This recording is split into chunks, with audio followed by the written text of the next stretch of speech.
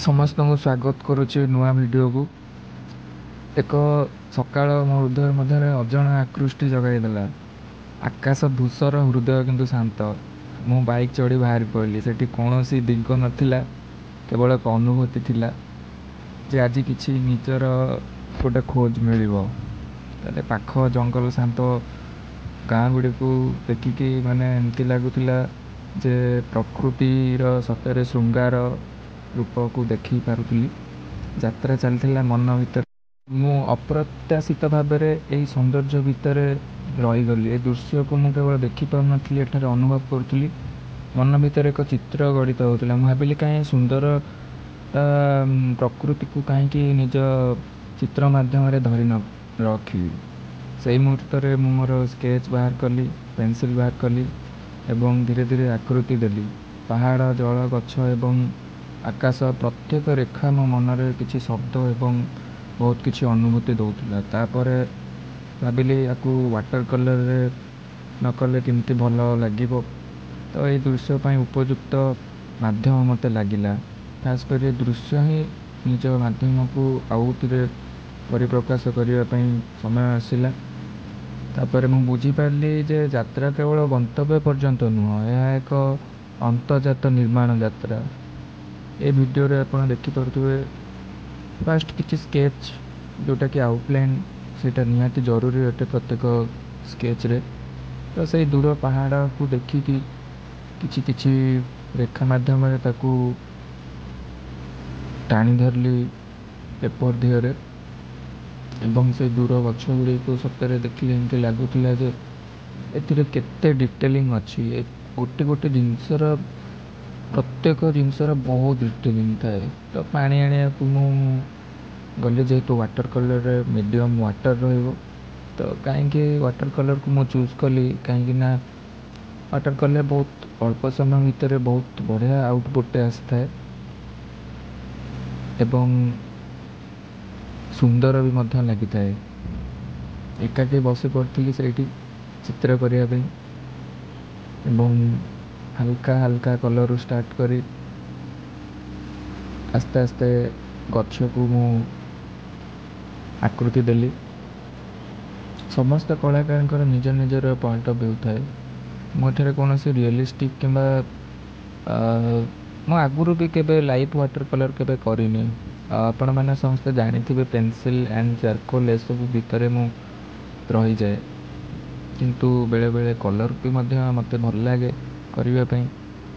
मु कौन सी professional water colour नुह, से केवल कलर जो जमती डीप लाइट अच्छी बस से कलर से खाली थोड़ा उद्देश्य ही चेष्टा करी चित्र को। एवं बहुत अल्प समय भितर मात्र 30-40 मिनट भितर ये चित्रटी मुझे करी। तेरे चलो देखा केमती मु स्टार्ट करुँची। एंड आपण मैंने ये वीडियो को निश्चय एंजॉय करुवे। कहवाक चाहिए कि जो मैंने भी सब्सक्राइब करना से सब्सक्राइब करूँ, शेयर करूँ, चित्र को उत्साह दिंतु, कलाकार को भी उत्साह दिंतु जमती ये आगु को बहुत सारा वीडियो आनीपारि। एवं एथर पर्टिकुलर प्लेस भी मु लोकेट करी। ता सहित बहुत यंग आर्टिस्ट मैंने आम पाखापाखि आर्टिस्ट मैंने भी इंटरेस्टेड अच्छा एमती लाइव स्केच करने। तो तांको मानक सहित भी जोड़ापी मत गोटे भी मध्यम मिल एवं से माने बहुत किसी शिखिपारे, मु भी बहुत किसी शिखिपारि। मिसिकी बहुत किसी जिनस आम स्टडी कर प्रकृति। फास्ट लाइट कलर को आम देकी पछरे किछि किछि डीप मुदेली सामने जमती देखा जाए सेमती ये सब प्रकृति को देखिकी करने को बहुत कष्ट भी लगे। कहीं बेले बेले कौन हुए ना, प्रकृति बाई गछ लता जमती जो कलर थाए सेमती आकुरेट से कलर आनीबाटा ही हूँ मेन। आउ वाटर कलर रे बा जल रंग रे कलर देला परे से आहरी हल्का हो जाए। जो आर्टिस्ट मैंने भी देखुं से मैंने भी जानी थे केते बारीकी करने को पड़े। एवं वाटर कलर गोटे बहुत सुंदर लगे कहीं ना तारे बहुत किसी शैडो लाइट एवं जो କଲର୍ର ଯେଉଁ ଥାଏ ସେଇ କଲର୍କୁ ଆମେ ଠିକ୍ ଭାବରେ ଯଦି ଆମେ ମ୍ୟାଚ୍ କରିକି ଦେବା ତାହେଲେ ଭଲ ଲାଗିବ। ଏବଂ କୌଣସି ବିଷୟବସ୍ତୁକୁ ମୁଁ କି କୌଣସି ମଣିଷର ମୁହଁ ଆଜି ଏଠି କରିନି, ଏଠି କେବଳ ପ୍ରକୃତିର ଚିତ୍ରକୁ ମୁଁ ଏଇ କିଛି କିଛି କଲର୍ ଭିତରେ ମୁଁ ଆକୃତି ଦେବାକୁ ଚେଷ୍ଟା କରୁଛି। ଏବଂ ଅବଭିୟସ୍ଲି ଏଇଟା ମୋ ପ୍ରଥମ ଥର ମୁଁ ୱାଟର୍ କଲର୍ରେ ଏଭଳି କିଛି ଚିତ୍ର ତିଆରି କରିବାରେ ଲାଗି ପଡ଼ିଲି। ଜାଣିନଥିଲି ଏମିତି ଗୋଟେ ଯାତ୍ରାରୁ ଏଭଳିଆ ଚିତ୍ର ବି ହେଇପାରିବ। ବହୁତ ଖୁସି ଲାଗିଲା ଏବଂ ଭାବିଲି ଏଇ ଭିଡ଼ିଓଟିକୁ ଭଲ ଭାବରେ ଏଡ଼ିଟ୍ କରିକି ଆପଣମାନଙ୍କ ସମ୍ମୁଖରେ ଆଣିବି ଏବଂ ଆପଣମାନଙ୍କ ଭଲ ପାଇବା ସାଉଁଟିବି। ଏବଂ ଚିତ୍ରଟାକୁ ଆପଣ ଶେଷ ପର୍ଯ୍ୟନ୍ତ ଦେଖନ୍ତୁ। କେମିତି ଲାଗିଲା ମୋତେ କମେଣ୍ଟରେ ନିଶ୍ଚୟ ଜଣାଇବେ, କାହିଁକିନା ଆପଣମାନଙ୍କ କମେଣ୍ଟ ହୋପ୍ ଏସବୁ ଜିନିଷ ମୋତେ ଆଗକୁ ବଢ଼ିବାରେ ସାହାଯ୍ୟ କରିବ। ତ ଫାଇନାଲି ଅଳ୍ପ ଟଚ୍ଅପ୍ ଆଉ କିଛି ଦେବାର ଅଛି, ଯେମିତିକି ଆମର ଦୂରରେ ଦେଖାଯାଉଥିବା ସେଇ ବାଲି ଏବଂ ଲହଡ଼ି ଗୁଡ଼ିକୁ ବି ମଧ୍ୟ କରିବାର ଅଛି। ତ ଏଠି କିଛି ବଣ୍ଡ ସାଇନାଇ ମଧ୍ୟ ମୁଁ ୟୁଜ୍ କରିଛି। ମୋର ଏତେ କଲର୍ ସେନ୍ସ ଏତେ ନାହିଁ, ତ ମୁଁ ପ୍ରାୟତଃ ଦେଖେ ପ୍ରଫେସନାଲ୍ ଆର୍ଟିଷ୍ଟ ୟୁଟ୍ୟୁବରେ, ସେମାନେ ଏଇ ଟାଇପ୍ର କିଛି କରିଥାନ୍ତି। ତ ମୁଁ ବି ଇନ୍ସପାୟାର ହେଇକି ଏଇ ଟାଇପ୍ର ଚେଷ୍ଟା କରିଲି। ଏବଂ ଆପଣ ଦେଖୁଥିବେ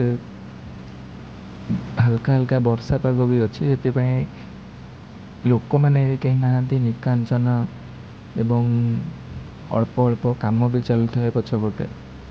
ତ ବହୁତ ସୁନ୍ଦର ପରିବେଶରେ ଘଣ୍ଟାଏ ଘଣ୍ଟେ ବସିକି ସେଇଠି ଫାଷ୍ଟ ଉପଭୋଗ କଲି।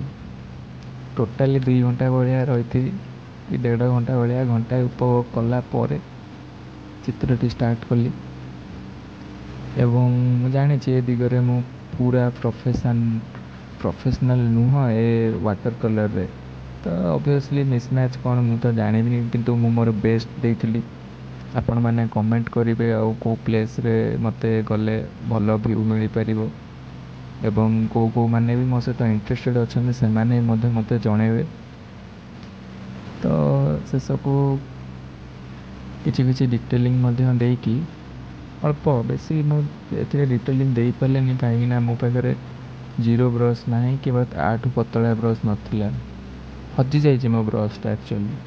ତ ଯେତିକି ବ୍ରସ୍ ଥିଲା ସେଇଟା ବ୍ୟାଗ୍ରେ ଏମିତି ପଡ଼େ, ତା ଦେହରେ ଯେତିକି ହେଇପାରିଲା ସେତିକି ମୁଁ କଲି। ଏବଂ ସେଇ ଜଳର ଯେଉଁ ଲହଡ଼ି ଗୁଡ଼ିକ ଛୋଟ ଛୋଟ ଲହଡ଼ି, ତାକୁ ମଧ୍ୟ ଏମିତି ଷ୍ଟ୍ରୋକ୍ରେ ଦେଇକି ଚିତ୍ରଟିକୁ ମୁଁ ଫାଇନାଲ୍ ଟଚ୍ ଦେଲି।